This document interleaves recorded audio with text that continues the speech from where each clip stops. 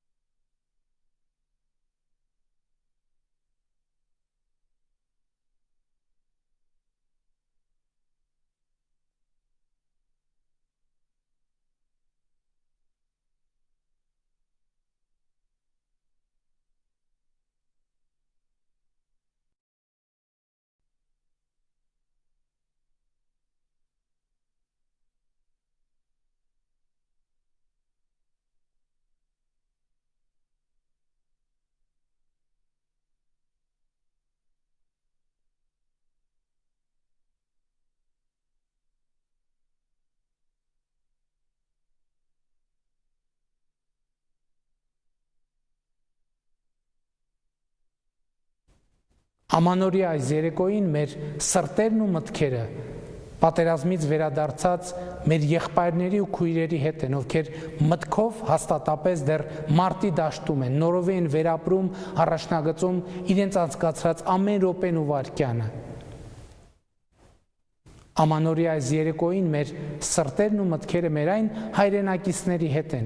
ովքեր պատերազմի բերումով զրկվել են օթևանից, տնից։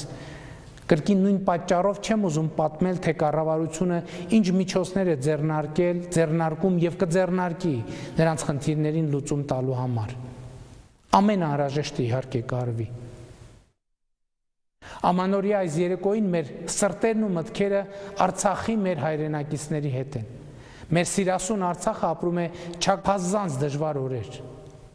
Ռուսաստանի Դաշնության խաղաղապահ ուժերի ներկայությունն իհարկե անվտանգության էական երաշխիքներ է ստեղծում Արցախի մեր հայրենակիցների համար։ Նաև Արցախի կարգավիճակը մեզ համար շարունակում է մնալ բացարձակ առաջնահերթություն եւ այս ուղղությամբ քաղաքական, դիվանագիտական ջանքեր պիտի գործադրվեն շարունակաբար։ Ամանորյա այս երեկոյին մեր սրտերն ու մտքերը Սփյուռքի մեր հայրենակիցների հետ են։ Ձեր սերն ու ամենօրյա գորովանքը Արցախի ու Հայաստանի նկատմամբ զգալի է նույնիսկ հազարավոր կիլոմետրերից եւ մեր ամբողջությունը որևէ ձևով չի կարող խաթարվել։ Մենք բոլորս դա գիտենք։ Ամանորյա այս երեկոյին սակայն մեր սրտերն ու մտքերը առավելապես մեր երեխաների հետ են, որոնք այս տարի զրկվեցին Ամանորյա հեքիաթից։ Մեր ազգային մտածողության եւ մտածելակերպի մեջ երեխաներն ու նրանց ապագան ամենակարևոր շարժառիթն են եւ ես մտածում եմ, թե ի վերջո ինչ պետք է անենք մենք մեր երեխաների համար այս դժվարին իրավիճակում։ Նոյեմբերի 9-ի հայտարարությամբ ռազմական լայնածավալ գործողությունները դադարել են, բայց պատերազմը ունի ետցնցումներ։ Այդ ետցնցումները ունեն երբեմն մարտական, երբեմն բարոյական, երբեմն հոգեբանական, երբեմն քաղաքական բնույթ եւ մեր մեծագույն խնդիրը այդ ետցնցումներին դիմակայելն է։ Հայաստանում, Արցախում Հայաստանի եւ Արցախի շուրջ կայունությունն ապահովելը, այդ կայունության ապահովման համար որոշումներ կայացնելը։ Այսօրվա ընթացիկ խնդիրները կարգավորելը եւ րոպե առաջ ապագայի կառուցման գործին լիարժեք տրվելը մեր մեծագույն պարտքն է եւ մեր երեխաների, մեր հայրենիքի, մեր ժողովրդի առաջ։ Ինչ ապագա ենք մենք տեսնում մեր երկրի, մեր երեխաների, մեր ժողովրդի համար։ Սրանք հարցեր են, որոնք կարևոր են ոչ միայն վաղվա, այլև այսօրվա խնդիրները լուծելու համար։ Մենք պետք է Հայաստանը կառուցենք նորովի,